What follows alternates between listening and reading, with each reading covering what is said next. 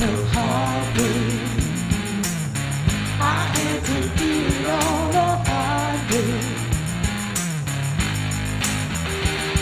While other folks been working by the light of day. Buenas noches, señoras y señores, jóvenes de todas las edades. Bienvenidos a esta nueva edición de Crisol de Cultura en Televisión Ferrol. Saludos cordiales a todos cuantos nos siguen a través de Internet y muy especialmente a nuestros espectadores de Hispanoamérica de cualesquiera geografía hispanoamericana. Y bien, hoy vamos a complacer la sugerencia creciente de algunos espectadores ocupándonos, Emilio y yo, solos Emilio Saldaña y yo mismo, en elaborar el programa en toda su extensión. Y es la verdad que habiendo reflexionado al caso, habiendo considerado el posible interés de repetir esta comparecencia ante ustedes, ante todos vosotros, con alguna periodicidad, es así que finalmente lo hemos incluido como positivo, estimulante y hasta singular, en una decisión ya definitiva. Por eso, a partir de ahora, sin que obedezca a una pauta exacta, seguramente cada 2 meses, algo más o algo menos, nos ocuparemos, Emilio y yo, de hacer solos el programa, con la siguiente intención: evocar y destacar lo mejor, lo más sobresaliente, lo más interesante de los últimos programas inmediatamente anteriores. Y al tiempo referiremos situaciones o comentarios o anécdotas que no se hayan podido incluir en los guiones respectivos de cada uno de esos programas. O sea, que será de contar también lo que no pudo verse, lo que el tiempo no permitió abordar, lo que algún posible despiste omitió. En fin, a ver qué tal va saliendo, a ver si os gusta. Nosotros, Emilio y yo, desde luego, estaremos encantados, complacidísimos en recrearnos, también críticamente, con la recomendación de lo más sobresaliente de esos programas anteriores. Y naturalmente estamos en particular honrados con que esta iniciativa haya sido fruto y consecuencia, sobre todo, de vuestras sugerencias. Vamos pues a entrar hoy en materia. Bienvenido, Emilio. Hola, gracias. ¿Qué te parece todo esto? Que bien sé yo, claro, que te parece, pero cuéntalo ante la cámara, díselo a nuestros espectadores. Hombre, a mí me parece bien. El otro programa que hicimos con este formato, sin invitado, digamos, pues a mí me gustó. Yo me lo pasé muy bien. Y aunque no tenía un guión como este, con temático, digamos, como la idea, la idea de referirnos a momentos de programas anteriores, incluso aquel que fue como más espontáneo, salió bien. Así que me imagino que este, pues, también será divertido seguramente, y me imagino que para nosotros, y me imagino que interesante para los televidentes. Sí, sí, bueno, yo también naturalmente comparto esa confianza, ¿no? Precisamente, ya que acabas de citar ese primer programa que hicimos conjuntamente, esto ocurrió el pasado 9 de septiembre, cuando retomamos la temporada después del verano, ¿verdad? Y en efecto, yo comparto del todo lo que dices. La verdad es que las consideraciones, los comentarios que nos hicieron llegar fueron muy favorables y en todo caso nosotros sí pasamos un rato divertido. Hombre, los comentarios son muy halagadores, claro, porque sí, normalmente la fuerza de cada programa viene del invitado, porque el invitado expone, el invitado marca el estilo, marca el tema, y nosotros estamos un poco a su disposición. Entonces, cuando no hay invitado y nos lo hacemos nosotros, pues resulta pues muy francamente halagador que a la gente le guste también, claro. Es muy interesante que digas eso, porque es muy cierto, es una forma ya de decir algo que yo no tenía ni previsto, pero que es en particular, repito, interesante. Es verdad, por supuesto, el invitado siempre es la estrella, por decirlo de una manera con cierta rutilancia, ¿no? Pero es que además, y esto es lo que quiero significar, esto es lo que no tenía previsto, pero tu comentario me mueve a ello, es que además nuestro procedimiento, cada cual dentro de un programa de televisión de estas u otras características, tienen una forma de hacerlo. Nosotros, y yo en particular, tengo la mía, tenemos la nuestra, y en esa perspectiva, sabes tú muy bien que yo al invitado siempre le digo de qué quieres hablar. Claro. Es decir, esto es, en fin, me permito aclararlo porque ¿de qué quieres hablar?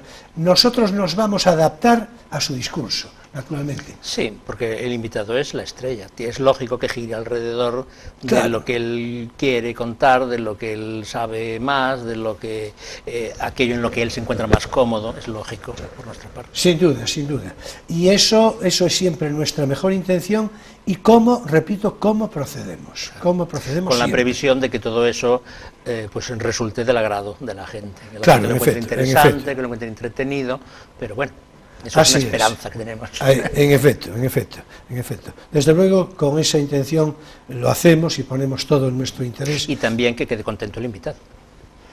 Sí, que tengo que decir, en fin, de una manera prudente y mesurada, pero tengo que decir que suelen quedar Sí, contentos. en general. Suelen quedar contentos, Sí.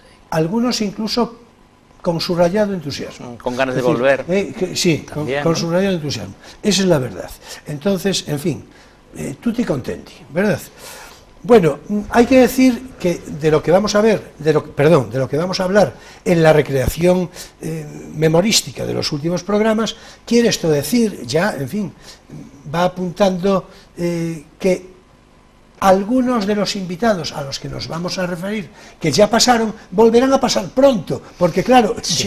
ya transcurrió el tiempo suficiente como para que repitan Sí. turno, ¿no?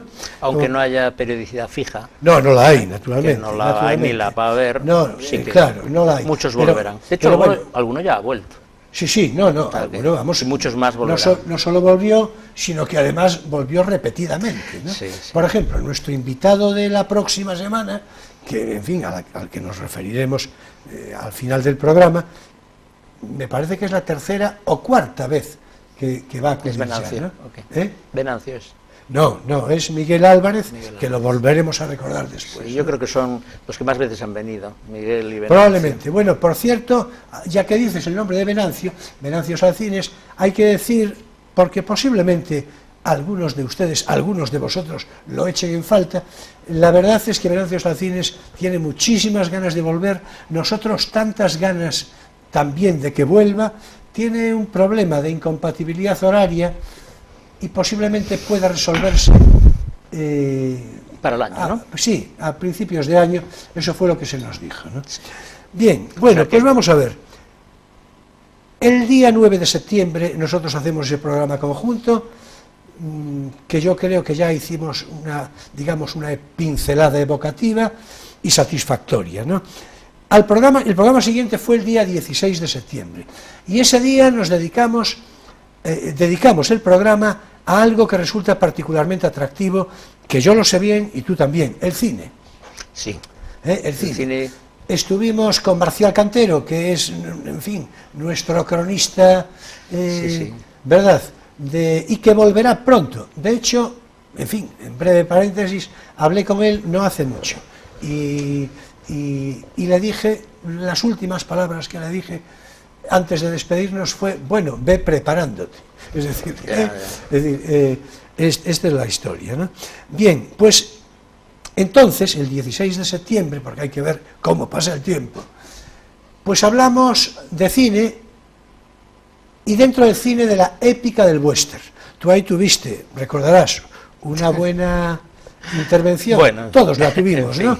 Pero el concepto en fin, Sí, lo que sí. tiene de concepto... Era un poco a propósito de lo épico, ¿no? La Claro. épica y de cómo se ha ido trasladando de su género primitivo, de su cuna, que es la poesía de origen casi sagrado, ¿no? Hacia formas pues novelescas primero y últimamente pues cinematográficas. Claro, en efecto. Y yo creo Y que... se había perdido también la épica del western, y por eso el género ha declinado últimamente. Sí, bueno, eso que apuntas me parece interesantísimo. Creo que no lo hablamos aquí en la última ocasión con Marcial, y si lo hablamos, en todo caso, me parece de oportunidad recordarlo.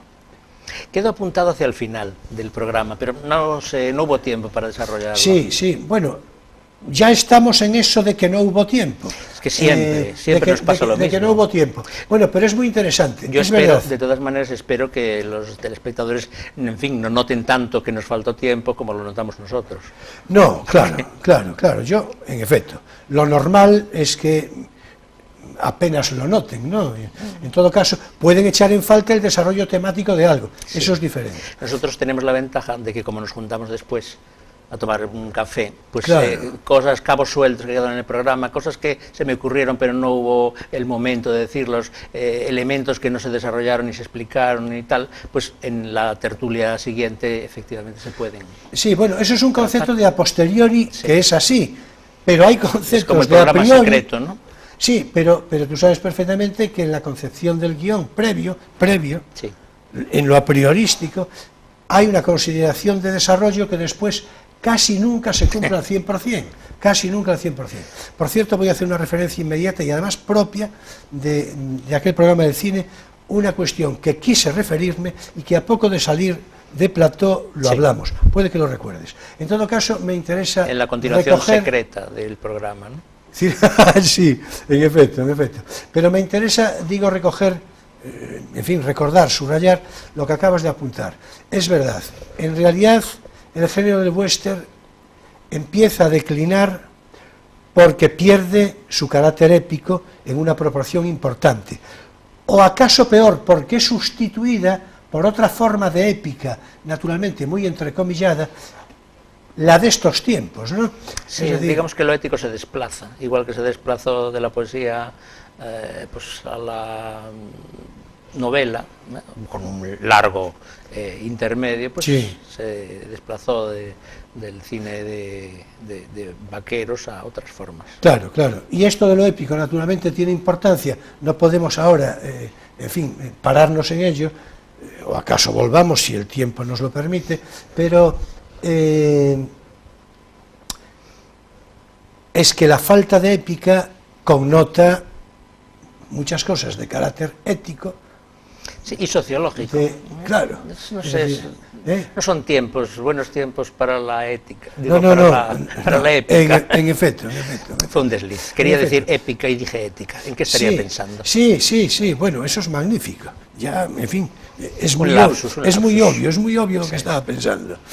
Bueno, yo en aquel programa de cine, y quizás nos pueda dar tiempo, tú vas a recordarlo, porque lo que te voy a decir, porque no hicimos sino salir de plató y dije yo, caramba, es que no me dio tiempo de comentar esto. Y quizá nos sirva para desarrollar ahora algún comentario mínimo. En el cine de western no hace referencia a centauros del desierto. Sí, es que parece algo... Y además lo habíamos hablado antes. Sí, en efecto. Entonces, y yo lo tenía bastante preparado, bastante en mente, ¿no? Bueno, en fin, vamos a reparar esa omisión de entonces ahora, ¿no? Centauros del desierto, la película de John Ford, dirigida por John Ford, en 1952, con John Wayne, Jeffrey Hunter, Vera Miles, Natalie Wood, en fin. Aquí sí que hay épica, naturalmente, y hay de todo, realmente hay de todo. Sí. La épica de la redención, que es una cosa muy americana. En efecto. Y también un poco de la épica del perdedor, que después se va a quedar prácticamente con todo, porque ya en los últimos grandes films del western y después en el cine de novela negra, la épica del perdedor se ha convertido en casi la única que nos queda, ¿no? Sí, yo creo que es precisamente una especie de... En fin, esto complicaría seguramente algo la conversación, pero yo creo que es precisamente fruto del momento social, entendido por momento social del siglo XX ya, ¿eh? Sí, por lo menos el último tercio. El último tercio del siglo XX, yo creo que es una especie de canto pesimista. Un poco pesimista. Sí. Claro, claro. Mira, hay un libro que ahora no me acuerdo cómo se llama, que es, bueno, de filosofía y sociología, que se llama El fin de la cultura de la victoria. Que, por ahí digamos, le va, coge, pues claro, eso, esa claro. cultura que empieza a finales de los 50 y los 60, donde, bueno, en fin, en los Estados Unidos, para entendernos, pues se vuelven autocríticos, se lían con el final del apartheid, bueno, el apartheid, en fin, del racismo todavía legal o casi, con la guerra del Vietnam y con todo eso, y desde ahí como un cambio de época. Sí, no, sin duda, sin duda. Fíjate que en los propios últimos films buenos, grandes, digamos, del western, eso ya se ve claramente. Sin perdón, por ejemplo, es el típico western de perdedor y de redención, pero en cierto modo de fracaso, paliado, no sé. Eso sí, es muy de la época, realmente. En realidad es muy de gabinete psiquiátrico, ¿no? Ya, es decir, son los tiempos. Sí, pero son los tiempos, en efecto. Somos mucho más autocríticos, digamos, eso es positivo, pero también somos mucho más pesimistas, claro, y eso claro. es negativo. Yo creo que el pesimismo, salvo, digamos, una conclusión intelectual razonable, que eso es otra cosa, pero yo creo que el pesimismo es disolutorio de las sociedades, es decir, más sí, que estimulante, ¿no?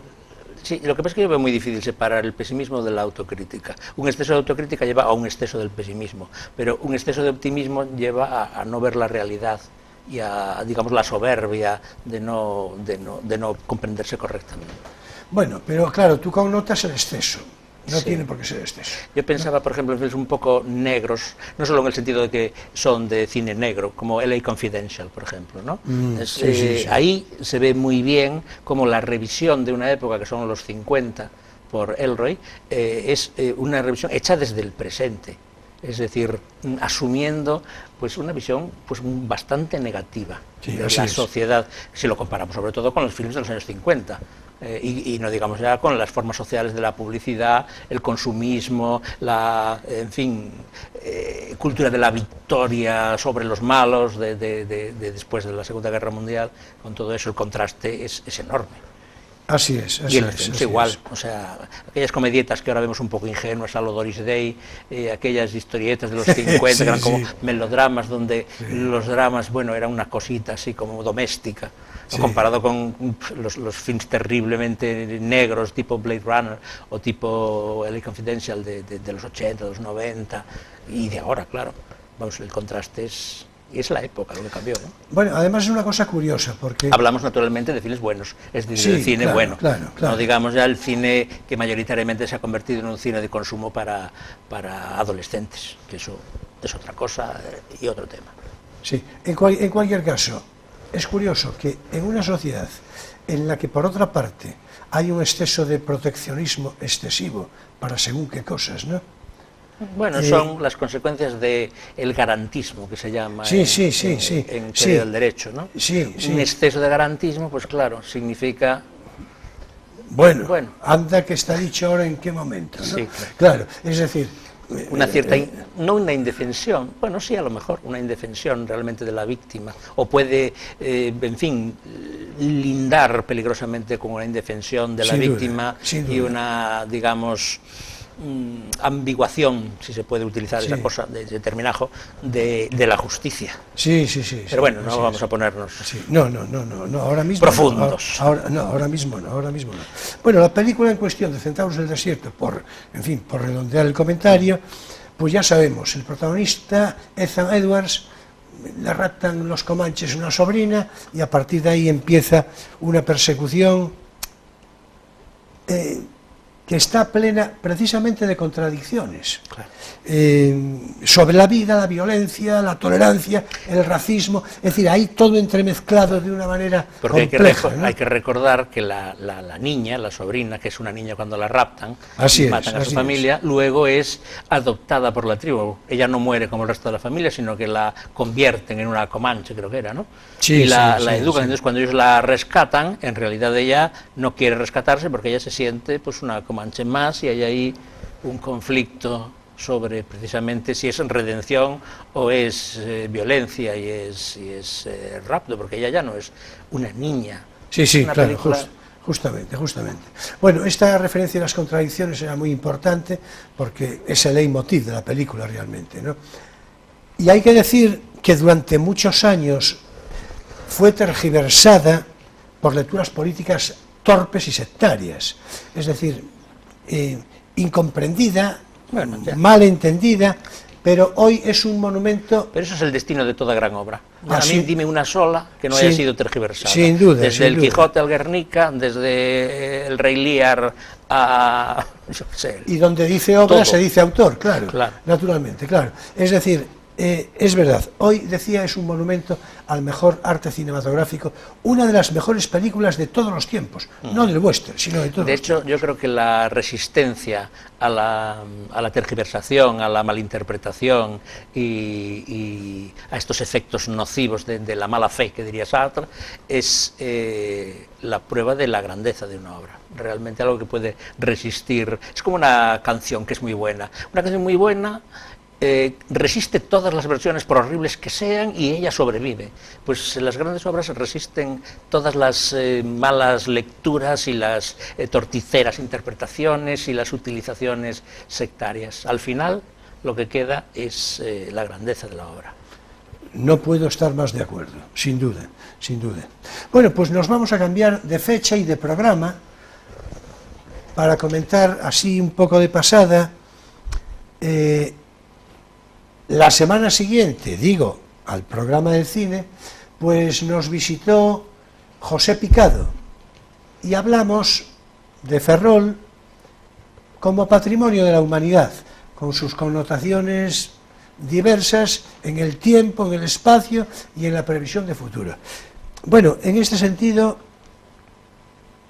yo creo que lo habíamos hablado prácticamente todo, no creo que quedara nada en particular. Yo quiero recordar que fue una conversación, por lo menos para mí, una conversación un poco agridulce, ¿no? Porque por un lado, la desidia, la torpeza...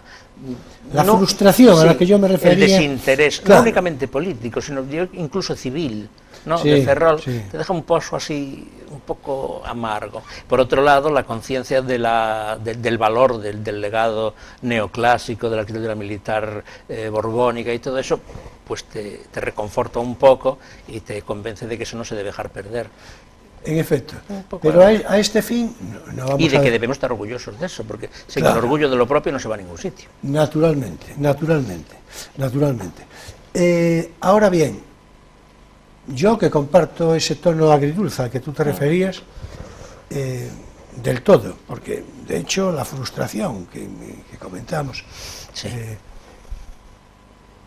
que es la conclusión de todo ese proceso, bueno, pues con ese trasfondo agridulce, yo no quiero ahora, naturalmente, introducir un elemento distorsionador que lo haga más agrio y menos dulce todavía. Ya. No, no es el caso. Pero bueno, sirva para el debate, porque tiene su curiosidad incentivadora, un comentario que no José Picado, que por cierto volverá pronto, en cualquier momento, sino que Guillermo Escrigas, al que nos vamos a referir enseguida, Por supuesto. nos vamos a referir enseguida. Vas a recordar tú que en Petit Comité Sí. nos dijo El algo famoso... respecto, me lo había dicho a mí antes, ya, quiero decir, después en conversación a tres, ¿no? Sí, sí. Pero me lo había comentado a mí días antes, lo habíamos hablado. Bueno, vamos a ver, que no se desanime nadie digo ferrolano, pero en todo caso una cosa es que no se desanime y otra es Que se haga no falsas explicar las ilusiones, cosas, claro. crear falsas expectativas sin fundamento. Mejor conocer el guión de las cosas, el guión verdadero de las cosas, y a partir de ahí ya se verá. Nos decía Guillermo, y yo puedo ponerlo en su boca, espero, en fin, que no, Sí, que no estés traicionando que no la sea, confianza. claro, porque a Guillermo, en fin, ya sabe él que lo quiero mucho, en fin, y repito, es un comentario privado, pero es un comentario argumentado. Ahí va. Decía lo siguiente: está sumamente difícil y complicado que a Ferrol le concedan la nominación, es decir, le nombren Patrimonio de la Humanidad. Está sumamente complicado, decía Guillermo, Dijo, porque en su momento, cuando en La Coruña se propone la Torre de Hércules, precisamente para dar mayor énfasis, para posibilitar una mayor fuerza de la solicitud, de la propia solicitud, se sugiere de incluir a Ferrol, o sea, que Ferrol y Coruña, Coruña y Ferrol, sí, cada una desde su perspectiva, aportaran lo que podría ser una nominación de conjunto. Un conjunto monumental digno de considerarse. Claro, cuando yo, que desconocía esto... Porque además tienen en común que la Torre de Hércules, tal y como la conocemos, resulta de una intervención en el mismo tiempo que la construcción neoclásica de Ferrol. En efecto, Aunque el fundamento es romano, digamos, es como la Catedral de Santiago, tiene un fondo románico, pero luego un envoltorio barroco, pues esto igual, tiene un fondo romano, pero un envoltorio neoclásico. En efecto. Había una comunidad ahí neoclásica, no una comunidad, pues eso, de tiempo y de estilo, pero bueno, no se hizo, ¿no? Yo que en su momento, yo que no conocía esa alternativa, tal vez porque por entonces no vivía yo regularmente en Ferrol, a mí la verdad me pareció oportunísimo haberlo aceptado. Pues no. Bueno, pues no se aceptó, en fin, no vamos a entrar en comentarios críticos de quién es ni por qué. Bueno, el porqué parece bastante obvio. En fin, no se hizo y ahora la Torre de Hércules es patrimonio y sí, Ferrol está y Ferrol no. En la... ¿Por qué el limbo? ¿Por qué hay dificultad potencial para que haya, en fin, dificultad para que sea nombrado Ferrol por su cuenta, patrimonio de la humanidad? Pues por una razón muy sencilla, que precisamente lo que se quiso evitar entonces, el conjunto, la proximidad geográfica, sí, es la que va a condicionar de una manera importante, claro, era un argumento las a favor. Dificultades. Eso sería un argumento a favor en aquel y ahora momento, se acaba de se convertir en un argumento en contra, porque parece ser que ciudades patrimonio de la humanidad en el ancho mundo, a mí se nos dice que no hay precedente, sí, de dos ciudades tan próximas, cada una con un elemento con la misma nominación y desde elementos diferenciados. Claro. Con lo cual, bueno, pues en fin, a ver si nos equivocamos todos, empezando... Sí, y después había también elementos que no cumplían, o sea, bueno, aspectos del legado borbónico de Ferrol o neoclásico que no cumplían exactamente las condiciones que pone la convocatoria de patrimonio, como determinados elementos que no eran de uso civil, que determinados elementos que no eran que eran privados, que tampoco pueden ser, en fin, hay más problemillas de los que parecía. Sin duda. Pero bueno, fundamentalmente el problema, digamos, a vencer parece que en principio sería esa proximidad geográfica. En fin, a ver si nos equivocamos todos. Eso. Y adelante con el patrimonio de Ferrol, patrimonio de la humanidad, que naturalmente la obra borbónica de los arsenales, en fin, y todo lo demás, desde luego merecería reconocimiento histórico inequívoco. Bueno, pues vamos a entrar en nuestra sección divulgativa. No tienes por qué saberlo.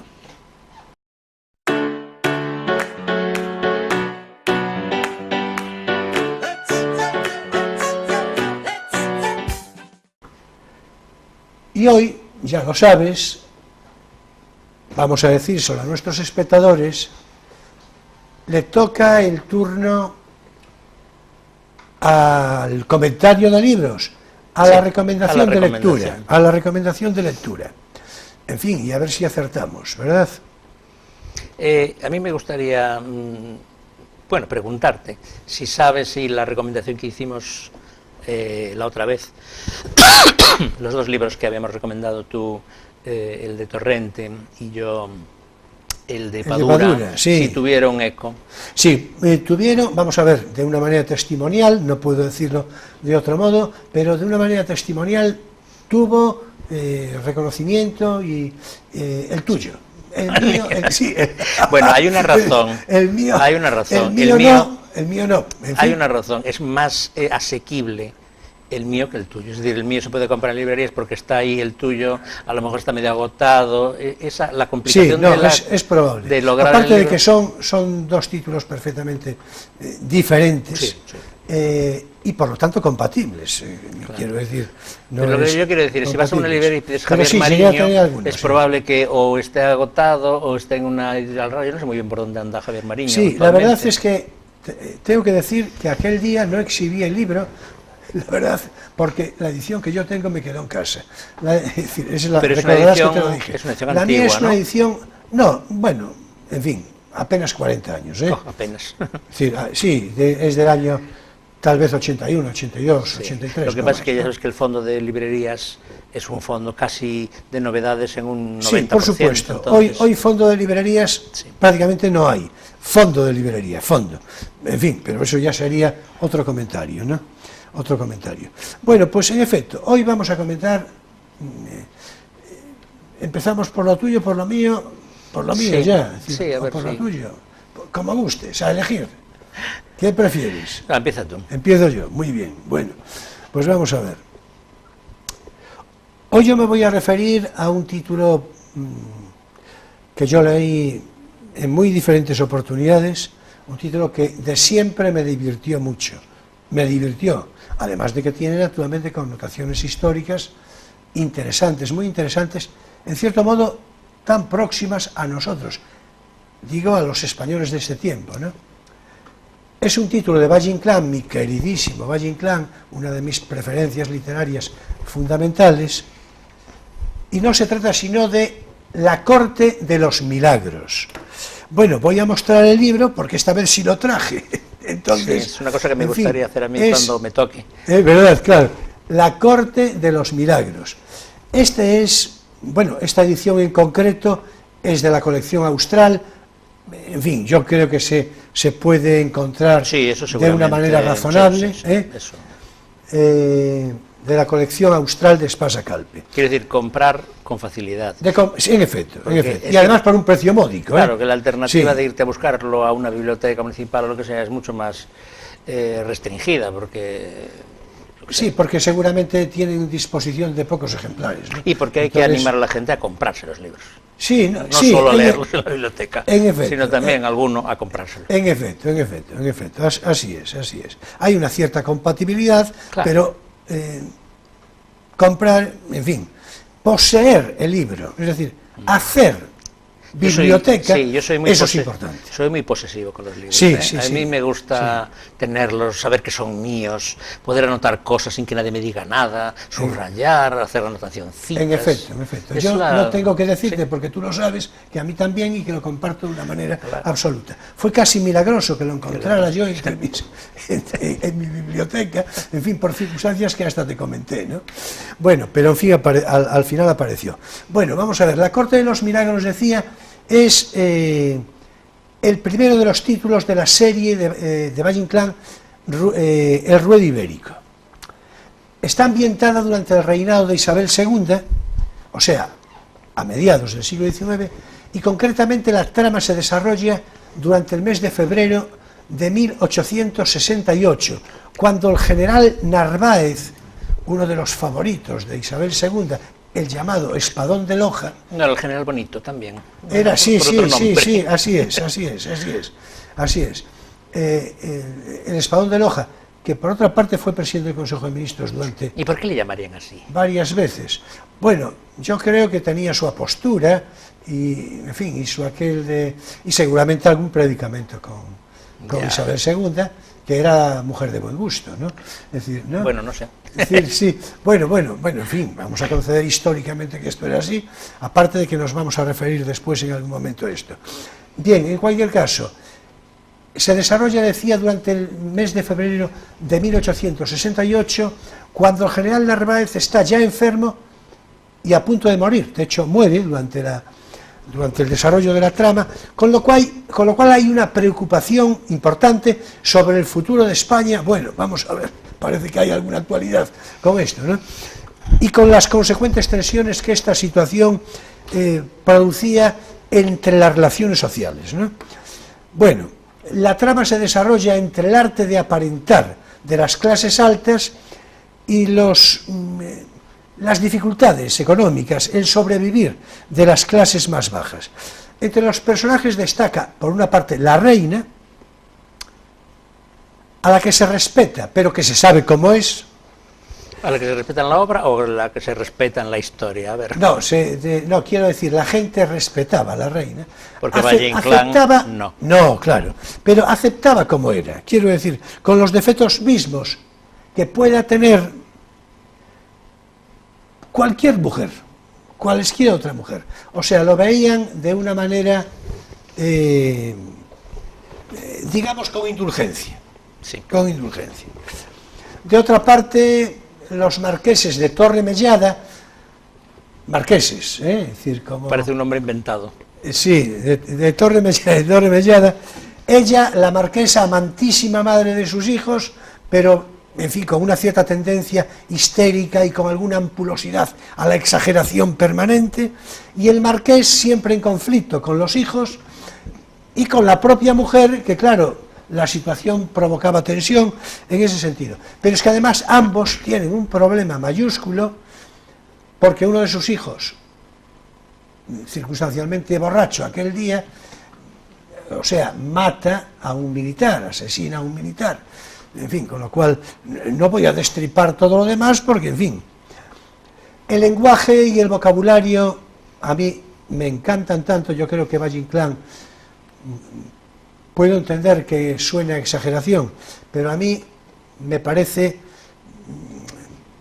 que Valle Inclán es el gran recreador del español en el siglo XX. Es decir, es una especie de, sin ánimo comparativo necesario y literal, pero una especie de Quevedo por la utilización de ese lenguaje, que ya está en Tirano Banderas también, en fin, pero en concreto esa recreación del lenguaje a mí me parece magnífica. Pero va más allá del realismo de reflejar cómo se hablaba, ¿no?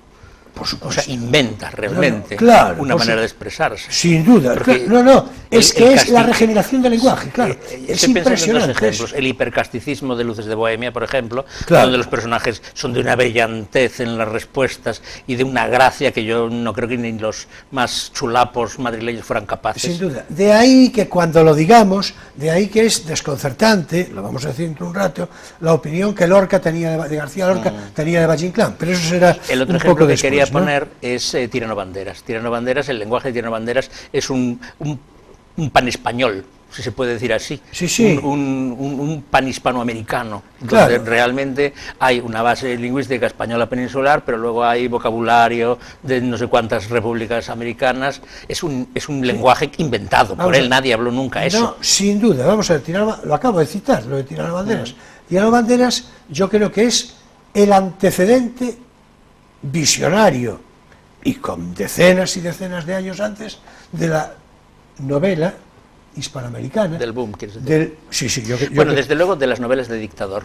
Antes de claro, El Supremo, antes de... Por supuesto, todas son deudoras. Por supuesto. Tirano Banderas. Bueno, decir por último que en La Corte de los Milagros los personajes son reales, algunos de ellos, como ya vamos viendo, caso de la reina que citamos. La reina castiza. La reina castiza, sí. Y otros imaginarios y ficticios que ya habían participado en algunas de las obras de Valle Inclán, como por ejemplo el, en fin, bien reconocido Marqués de Bradomín, ¿no? En fin, sobre Valle Inclán pues podemos hablar seguramente algo después. Creo que es tu turno y adelante con tu libro. Estaba pensando con esto del casticismo, del hipercasticismo, que quizá el teatro que más se parece al esperpento de Valle Inclán, sobre todo en el plano lingüístico, de invención y de imaginación y de idiosincrasia, es el de Nieva, el de Francisco Nieva. Sí. Bueno, yo creo que Nieva... La construcción lingüística de Nieva es impresionante. Sí. Vamos a ver, es Nieva, una especie de Valle Inclán retrocanizado. Sí, vamos a ver, Nieva, al que yo seguía de manera particular en los últimos 40 años, que tuve pena, ya tenía su edad, pero tuve pena Hombre, claro, pero... por su fallecimiento reciente, por otra parte, Sí, decir, porque hace unos meses, claro, ¿no? murió mayor. En efecto, Nieva, es que además Nieva era además el personaje. Quiero decir, Sí, sí. Y en eso también era Valle Inclanesco. en efecto, Porque Saba era un personaje, Valle Inclán era un personaje, pero Francisco Nieva también. sin duda, pero sin duda. Además, yo creo que lo era de suyo. Quiero decir, bueno, le venía también por rama familiar, ¿eh? Tenía alrededor de su familia materna y paterna, Bueno, y tenía por la una vida que serie de había llevado, referencias él había estado mucho tiempo en literarias. Francia, en París, Sin duda. con eso, con los pánicos, con los surrealistas, con toda Sí, esta sí, sí, gente, sí. lo convirtió en Sí, una sí, sí, cosa- sin duda, sin duda, sin duda, sin duda. Yo creo que es lo más Valle Estoy Inclanesco que se ha totalmente dado. de acuerdo, y por cierto, él, claro, yo creo que él se sabía deudor de Valle Inclán, Hombre. vamos, de una manera inequívoca, ¿no? Sí, la carroza de plomo de una manera candente, o, bueno, es que ya los propios títulos son Sí, son sí, sí. esperpénticos plus. Sí, sí, sí, Diríamos. sí, no, sin duda, sin duda, Sí. sin duda. Y luego, ya digo, el personaje el mismo, y ese cierto desdén que tenía también, ¿no? Sí, Hacia, en fin, Porque en España nadie ha sido grande sin ser un poco despectivo. en efecto, en efecto. En un país de envidiosos como este es lo único que te salva. Claro, en efecto, en efecto. Bueno, no sabes cómo te agradezco la frase, ya te diré por qué. Es decir, Ya me lo dirás en la continuación secreta. En efecto, ya te diré por qué. Pero bueno, naturalmente, del todo de acuerdo, del todo de acuerdo. Bueno, Que por cierto, Francisco esto Nieva, también lo decía Nietzsche. Permítaseme tirar un poco, barrer Claro, para casa. claro, entonces. Nietzsche decía, no odies nunca, porque eso es de espíritus inferiores, pero desprecia a menudo. Claro, claro, en efecto. No, además, huir del odio, del resentimiento, eso es El odio y extraordinario. el resentimiento son inferiores. Claro. El desprecio, no. No, claro. Bueno, se claro. entiende un desprecio fundado, claro. Pero, No, bueno, pero el fundamento por del supuesto. desprecio siempre es un poco la opinión que tiene uno de uno mismo. O sea que ahí está el peligro de la soberbia. La cuestión está en acertar. Sí, no, sin duda, sin duda. O sea, Francisco Nieva, mira, por donde no estaba previsto, esto pero son surgió esas cosas que de una salen. manera espontánea, dígase en su homenaje, y no sé, cualquier día pues volverá Cualquier día. a resurgir en espíritu, ¿verdad? Sin duda, sin duda. Bueno, pues venga, adelante con tu libro que ya no ves, sí. se nos va, El libro mío es un libro de Cortázar, el escritor argentino. claro, La vuelta al día en 80 mundos. Es por un cierto, libro... una edición preciosa, Sí. ¿es? Luego hablaré un poquito de la edición. Es un libro que homenajea naturalmente a Julio Verne, La vuelta al mundo Por en 80 supuesto, días, claro. y está compuesta de 80 capitulitos que tratan de todo lo que tiene que ver con el mundo de Cortázar. O sea que es como un texto perfectamente introductorio a los intereses de sus posiciones políticas de los 70 procastristas, pero también a sus intereses por la literatura surrealista, por la fantasía, por el jazz, por escritores tan en las antípodas de su ideología, porque eso es una de las muestras de la grandeza moral de una persona, ¿no? Tiene un Naturalmente. capítulo, por ejemplo, sobre Lezama Hay Lima. poca grandeza moral, generalmente. Sobre Lezama Lima tiene un capítulo espléndido aquí. Entonces, esta edición me gusta mucho porque las ediciones que hay ahora mismo, bueno, yo no sé si la de Debate, que es una entapadura, está todavía disponible, pero yo creo que la de siglo XXI, esa en 2 volúmenes pequeñitos, con ilustraciones Sí. Mogros y Viñas, ¿o qué? Yo esta no la conocía, Claro. las dos del siglo XXI. La del siglo sí. XXI, los 2 volumencitos, yo creo que Sí, están, sí. se pueden comprar en cualquier Sí, momento. sí. La otra de Debate, de tapadura, que tiene una... Que es del año 67, la edición, digo, Sí, pero la bueno, primera. a lo mejor hay reimpresiones. Claro, de hecho, claro. esta reimpresión es del 2011. Sí, O sea sí, que- no, claro, por supuesto. Bueno, pues todas tienen alguna imagen interesante. Por ejemplo, las ilustraciones de la edición del siglo XXI, que es la más conocida y la más tal, pues son unas ilustraciones también un poquito como a lo surrealista. La tapa, porque no la vi por dentro, pero la portada de la edición de Debate tiene un cuadro de, yo creo que es Magritte, de una chimenea de la que sale un tren, o sea que es una cosa como muy surrealista también, pero esta es mejor. Esta tiene unas maravillosas, a ver, vamos a pasar así algunas, ilustraciones, páginas de color sepia, Sí. anuncios, unos, mira qué bonito unos, esa. unos dibujos Qué así bonito, con sin ese duda. grafismo del Sin duda. 19, Sin duda, así, sin duda, sin duda. y por supuesto fotos. En alguna parte sale él, Julio Verne, y no me acuerdo quién es el otro, Bueno, aquí está Julio Verne, como dice el mito Cayo, me inspiró el título de... Así es, y el mío, y el mío. Sí, y el tuyo, mire, bueno, la mitad del tuyo. En fin, es una edición maravillosa, muy cómoda de leer, con una letra decente y eso, Sí, con no, unas sin duda, ilustraciones, sin duda. Quizá no tan asequible, pero bueno, esto de hecho es una reimpresión. Yo creo que, a ver, aquí pone impreso en China, bueno, ¿qué le vamos a hacer? 2013, dice, 2013... impreso en China, segunda reimpresión. O sea Sí. que no debería de ser tan difícil. 2013 al 17 son 4 años, puede que todavía ande por ahí. Pero Seguramente, mira qué no, dibujitos, seguramente. no me digas. No. A ti que te gusta la revista Poesía, Me encanta. que me son encanta. esas revistas en con concreto, grafismo, además, esta también. este tipo de cosas. Sí, sin duda, Mira sin los duda. anuncios que decía yo. Sin duda, sin En fin, duda. una maravilla. Sin duda, Y así es. tiene pues todo el encanto de Cortázar. Claro, claro. Cortázar en formato corto, no el Cortázar de novela, no el Cortázar Rayuela o tal, sino el Cortázar de... Aquí ya no son cuentos, Sí, que son... a mí me parece el más interesante. Vamos a ver. Sí, yo creo que Cortázar naturalmente, sobre todo es un cuentista. Sí, en efecto. A mí me parece el más interesante.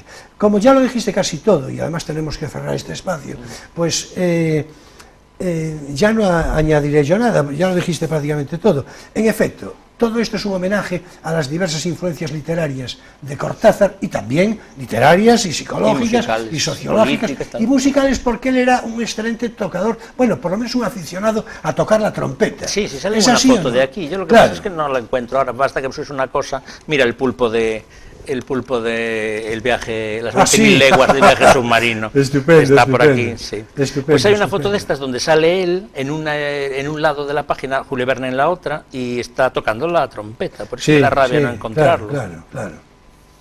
Ah, y aquí apareció. Bueno, pues yo creo que con esta imagen Aquí. vamos a cerrar por hoy, Lo ves, ¿no? con esta magnífica imagen. Míralo tocando la trompeta. A ver, que realización nos muestre esta imagen. Con esta magnífica imagen vamos a cerrar por hoy nuestra sección divulgativa. No tienes por qué saberlo, que hoy se ocupó de la crítica literaria. Bueno, la crítica, la recomendación. Sí, bueno, la recomendación. Nosotros recomendamos claro. los libros más que desde la crítica, desde la experiencia personal, Sí, de la así impresión es, que nos así es, causaron, así de una es. manera un poquito informal. Porque, bueno, Así es, así es.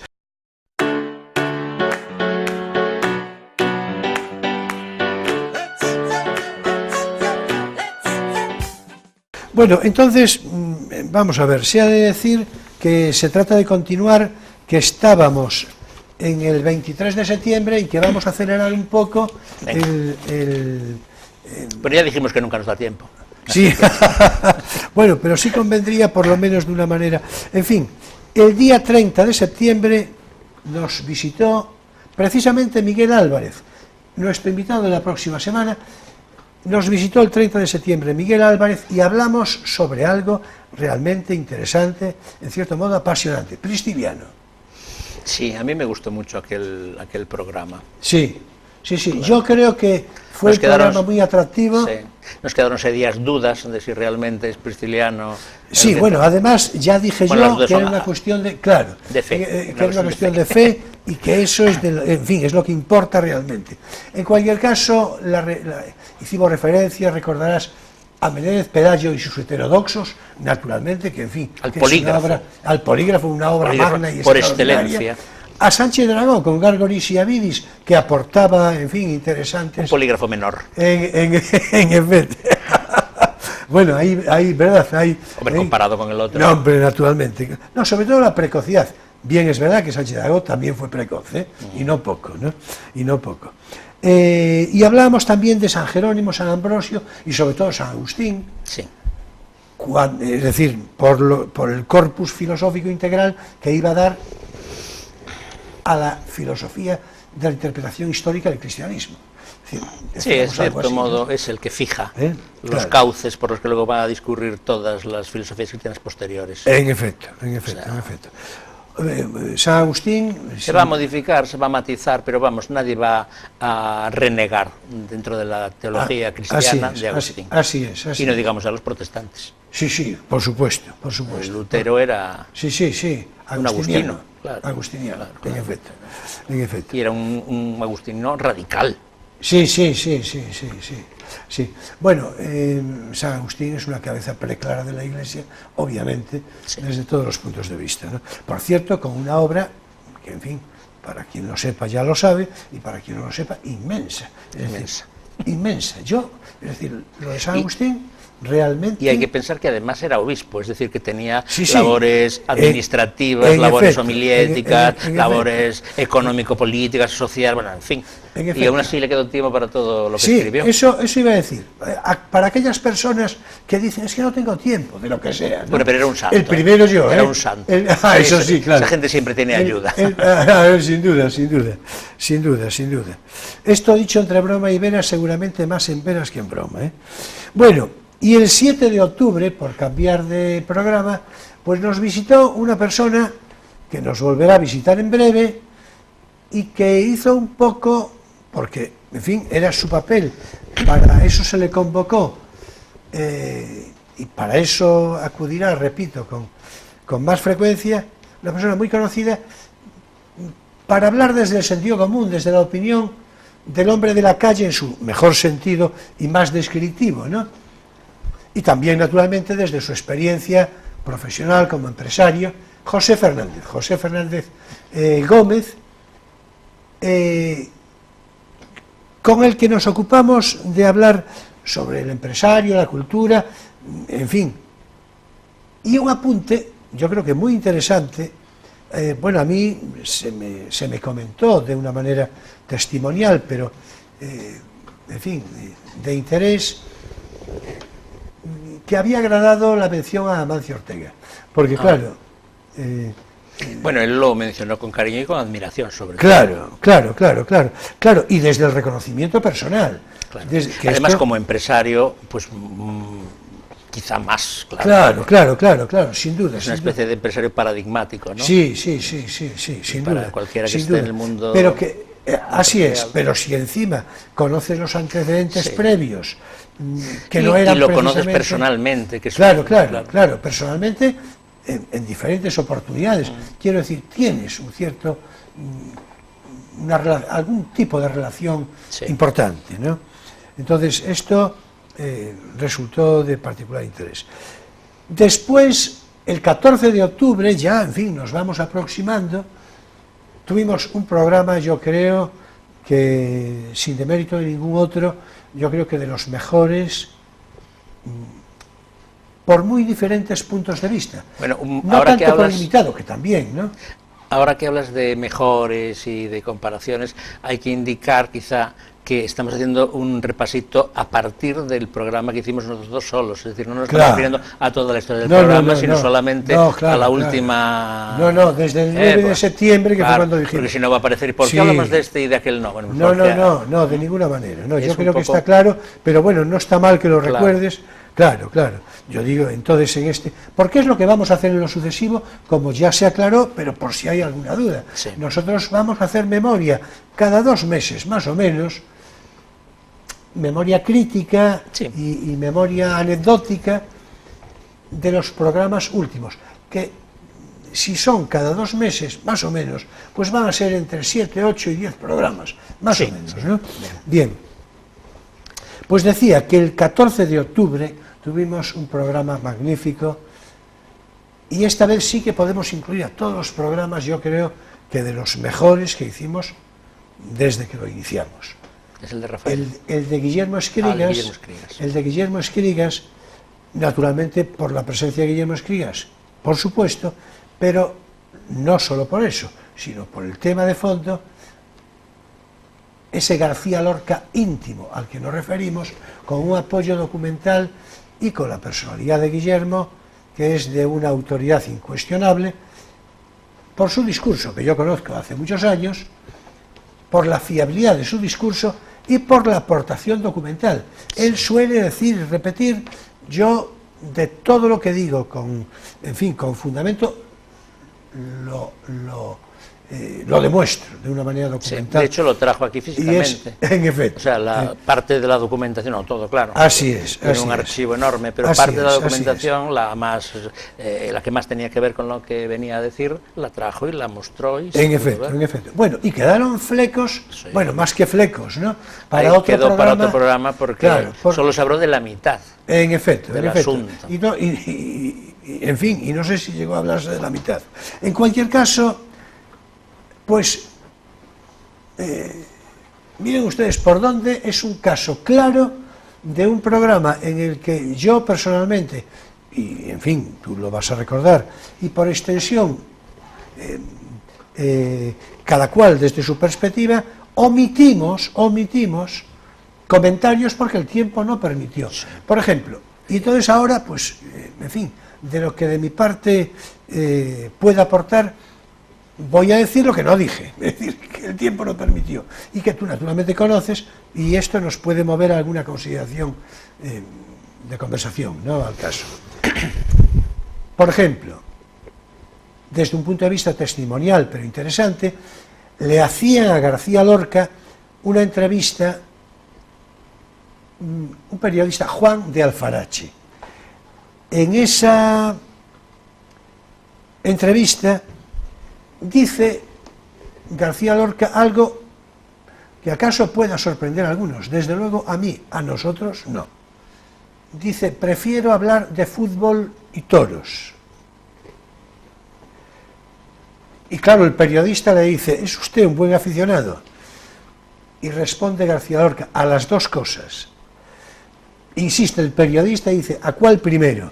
Y dice: a los toros. Sí. Esto me recuerda la enigmática reacción de Dalí cuando le comentaron que habían matado a García Lorca, que fue decir: olé. Sí. Que es una cosa que te pone un poco los pelos de punta, sí. Pero que, no sé, habría que pensar si la primera interpretación que se te viene a la cabeza es la correcta, ¿no? Sí, sí, decir, sí. olé, cuando han matado a García Lorca, que fue bueno, algo más que un amigo para ti. Sí. Un poquito. Por otra parte, es verdad que Dalí, aparte de una persona un poquito extraña, era surrealista, consciente. Digamos. El olé es eso.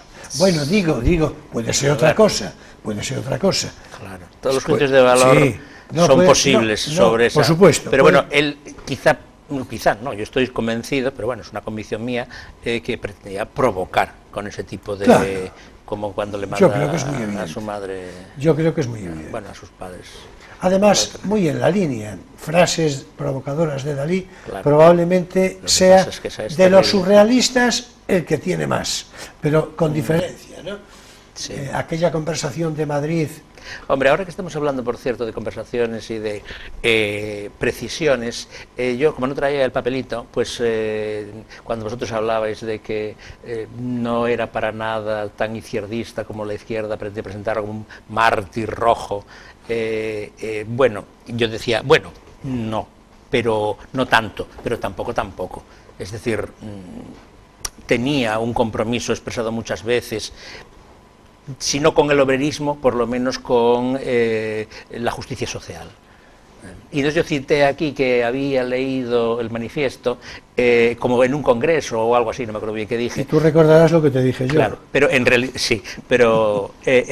era una cena de homenaje a Alberti, en la que él estaba sentado, y en la foto del libro de Gibson aparece él de pie, estaba sentado al lado del propio Alberti, y estaba leyendo un manifiesto firmado por 100 intelectuales, que ahora no recuerdo si era a favor de la República o era directamente comunista o algo así, pero bueno, que lo estaba leyendo él y estaba o sea que él, en fin, tenía una cierta ambigüedad, pero no faltaban elementos para que lo consideraran un individuo de izquierdas, aunque yo sigo pensando que la razón fundamental del asesinato fue su sexualidad.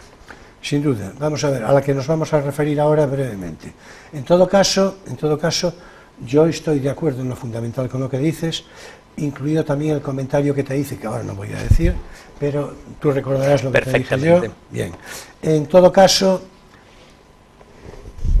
ese matiz diferenciador que haces de que no el obrerismo, no, yo estoy seguro que el obrerismo no. Ya desde el principio. La justicia social sí, pero es que la justicia social Yo creo que más es bien un vinculada elemento, a sus orígenes cristianos, es decir, antes de paganizarse, por supuesto, que por también supuesto. es un efecto de su sexualidad y de la oposición de la Iglesia Católica. Antes de paganizarse, hay muchos intelectuales que, algunos son de izquierda claramente, como Bergamín o como Miguel Hernández, y otros por sus orígenes sociales no, o no tanto, como Lorca, muy vinculados a la Iglesia, y entonces la idea de una justicia social no está tan lejana de la idea de la caridad cristiana. No, bueno. Y de hecho hay mucha gente, como decía Bergamín, para decirlo de una manera apabullante, con el comunismo hasta la muerte, pero ni un paso más allá. Sí, en efecto. Una de las frases grandiosas de una de las mejores cabezas del 27. En efecto, La cabeza. en efecto. Bueno, hasta que la perdió últimamente. Bueno, ya, pero bueno, ya eso es otra cosa. pero bueno, ¿no? Que eso ya es otra pero cosa. queda ahí. Sí, no, sin duda. Además, Cruz y Raya, en la revista Cruz y Raya. A él no le impedía su cristianismo, su evangelismo, sus sonetos al Cristo crucificado delante del mar, por ejemplo, al mismo tiempo hacer directamente militancia pro-obrera y comunista. Sí, de todos modos, el concepto de justicia social, por aquello... Sí, en fin, no es exclusivo. Claro, es que eso es muy importante, claro. Bueno, hace falta decirlo, yo creo. A ver si no se considera una provocación, por supuesto. Bien, entonces, pero sí, iba a decir... hablabas tú de que la homosexualidad había sido la causa principal del asesinato. La causa principal de su asesinato. Sin quitar que haya los otros factores. Claro, es decir, tanto si hoy sabemos que su compromiso no era tanto como parecía, como si es verdad, el hecho es que había la visión por parte de la derecha de que él era un republicano de izquierdas. Sí, bien, vamos a ver. Y también influye, claro. Claro. Bien, sobre esto, a ver si hoy puedo decirlo, hay una conversación entre García Lorca y Cipriano Rivas Cherif, el cuñado de Manuel Azaña, en el que hablan precisamente de la homosexualidad. Y le dice Lorca a Cipriano Rivas Cherif, le dice... que era un amigo suyo de andanzas por Granada, yo creo. Sí. No sé si también por Madrid. Yo creo que también por Madrid. Y dice, eso de privarse de la mitad del género humano, tal, y le dice Lorca, también tú te has privado de la otra mitad. Eres, por tanto, dice así, tan anormal como yo, que lo soy, en efecto, pues solo hombres he conocido, dice García Lorca. Y sabes bien, continúa García Lorca, que el invertido, el marica, me da risa, me divierte, con su prurito de ser mujer, de hablar con gestos y ademanes afeminados, pero no me gusta. En todo caso, concluye García Lorca, lo normal es el amor sin límites, una nueva moral, una moral de la libertad entera, y alude a Whitman, al que va a dedicar una oda, etcétera, ¿verdad? Bueno, donde precisamente aparece negro sobre blanco esa crítica a los maricas, a los queer, así es. Con la lista incluso de denominaciones peyorativas en tal sitio, en tal otro. Así es. Bueno, en fin. Que por cierto, eso no quita que algunas personas lo vieran a él amanerado. Lo que pasa es que yo me pregunto siempre, ¿era realmente amanerado o lo veían así porque como sabían lo que había, ya el prejuicio les hacía verlo como más bueno, amanerado? Esta segunda parte no es imposible, ¿no? Tú ya sabes que... Claro, no es imposible. Uno ve las cosas según los lentes que tiene... En todo caso, como estamos a punto de entrar en Poesía eres tú, quiero decir que tenía una opinión García Lorca sobre Valle Inclán que me interesa destacar, que de ninguna manera comparto, que hablaba de Valle Inclán como detestable como poeta y prosista, a salvo, decía, menos mal, de los esperpentos a los que calificaba de maravillosos y geniales. Bueno, yo no comparto lo de los esperpentos, sí, claro, pero eso de detestable Valle Inclán... Yo creo que ni tú ni nadie. Es decir, de hecho, claro, el teatro de Valle Inclán es superior claramente al de Lorca. Por supuesto. En mi opinión. Sí, humilde, no. Opinión vamos, que sabes que comparto del todo, porque mi consideración del teatro de García Lorca, para mí, el poeta posiblemente más grande, en fin, pero desde luego de los más grandes del siglo XX español, y por lo tanto de la historia de España, de la lengua castellana, de la lengua española, pero desde el punto de vista del dramaturgo, a mí me parece un dramaturgo menor, Evidentemente, algo de la casa de Bernarda Alba, en fin, sí, yo poco salvaría más o pocos menos la casa de poco Bernarda Alba más. y un poquito de perfil, ¿eh? En efecto. De todas formas, es verdad que comparten influencias vanguardistas, no tanto Valle, porque claro, por razones de edad, Claro, y cierta irrepresentabilidad de su teatro. Así es. Que hace que se haya materializado la representación teatral de Lorca, lo mismo que la de Valle, muy tarde respecto de la escritura teatral. Así es. Bueno, pues vamos a ver, decir que el 21 de octubre hablamos con Chiqui Barro sobre baloncesto y otras cosas, y en el último programa... Balones y valores, se podría haber llamado el balones programa. y valores, en efecto. Y el último programa, el 28 de octubre, estuvimos con José Antonio Piñón hablando de la cocina económica y otras diversas cuestiones. Bien, ya es tiempo de Poesía Eres Tú.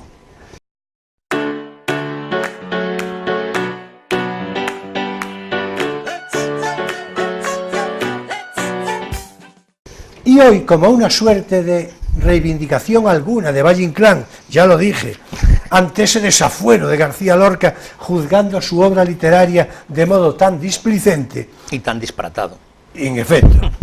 Y por más, claro, que no necesite Valle Inclán de vindicación ninguna al caso, me voy a servir de un magnífico texto crítico de José Agustín Goytisolo, escrito hace ya cerca de 40 años, precisamente sobre la poesía de Valle Inclán.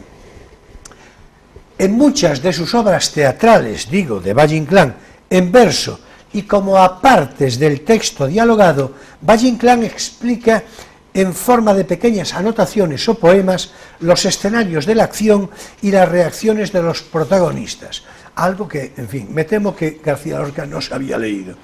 Valgan como ejemplos estos dos apuntes de la extraordinaria farsa y licencia de la reina castiza, que hay que decir que es un antecedente de la Corte de los Milagros a la que aludimos hace un rato. Bien, vamos con ese ejemplo de farsa y leyenda de la reina castiza. Licencia. En efecto, perdón, no sé qué dije, pero farsa y licencia de la reina castiza. Muchas gracias. Dice así: candelabros con algarabía de reflejos con soles de panza, y en los muros, bailando una danza, los retratos de la dinastía.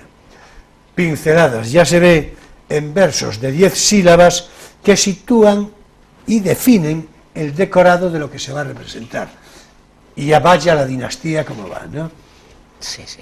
Y hay otra pincelada, esta vez de carácter pseudomoral y divertida, escrita en eneasílabos, para caracterizar a las personas que se escandalizan por la conducta de la reina y a la reina misma, Isabel II, claro. Puritanos que a toda hora sacan a cuento la moral, sin comprender que es la señora una reina meridional. Eso tiene una ironía gallega, una zumba que es impresionante, ¿no? Ay, muy bueno. Claro, lo presenta ahí como una especie de justificación, pero menuda justificación. Así es. Y agrego yo, ya no lo de José Agustín Goytisolo, volveremos a él enseguida, pero agrego yo ese apostillón que precede precisamente a la farsa y licencia de la reina castiza y que tanto y tanto me gusta. Creo que a ti también. A mí sí. Mi musa moderna enarca la pierna, se cimbra, se ondula, se comba, se achula, con el rango rítmico del tango y recoge la falda detrás.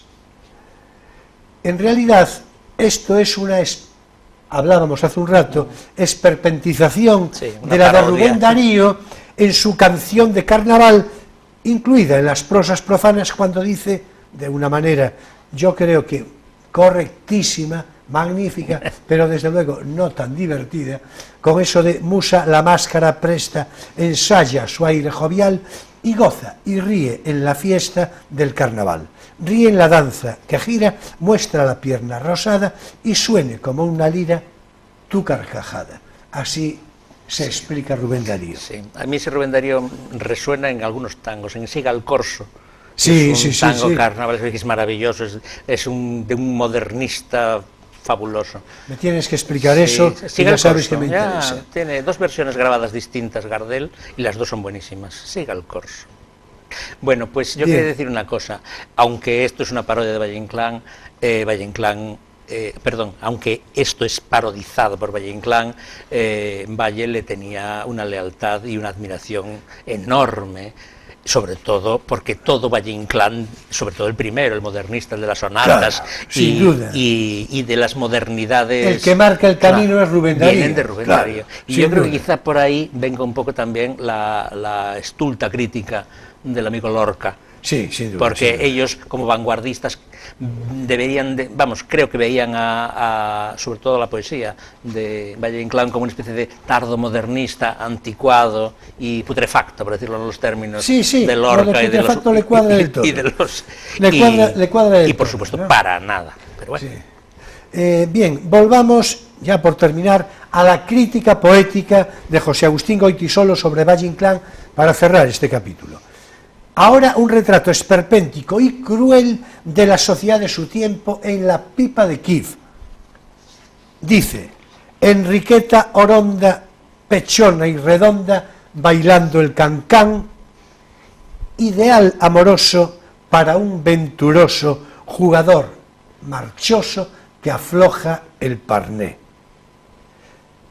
Y tampoco se escapan del retrato esperpéntico las autoridades religiosas de la época. Y así escribe: con ritmos destartalados lloran en tropel, mitrados e ensabanados, mitras de papel.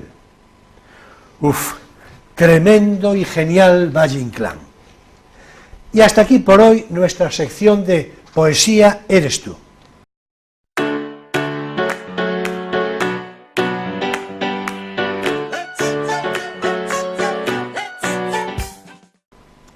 La próxima semana será nuestro invitado, ya dijimos, Miguel Álvarez Soaje, que repetirá visita con un asunto muy, pero que muy interesante. Hablaremos de Diego Antonio Cernadas y Castro, un gallego ilustrado del siglo XVIII, sacerdote ejemplar, más conocido como el cura de Fruime, una parroquia de la Galicia rural. Personalidad interesantísima. Será una conversación fecunda y apasionante. En fin, Emilio, que nos vemos el próximo sábado. Bueno, digo en plató, claro, que antes hemos de ocuparnos en preparar el programa, naturalmente. Señoras y señores, jóvenes de todas las edades, mi gratitud por vuestra compañía, por vuestra fidel presencia cada semana. Hasta el próximo sábado en Crisol de Cultura, Televisión Ferrol, a las 9:30 de la noche, con repetición el domingo, entre 7:30 u 8, según necesidades de programación, y después, claro, en YouTube, a través de Internet. Para los amantes del cine, ya sabéis, si estáis viendo este programa en su emisión del sábado, sabed que seguidamente se ofrecerá una excelente película con animado coloquio. Nos vemos el próximo sábado a las 9:30 de la noche. Será un placer. Ya sabéis que paso lista. Muchas gracias, buenas noches y feliz semana.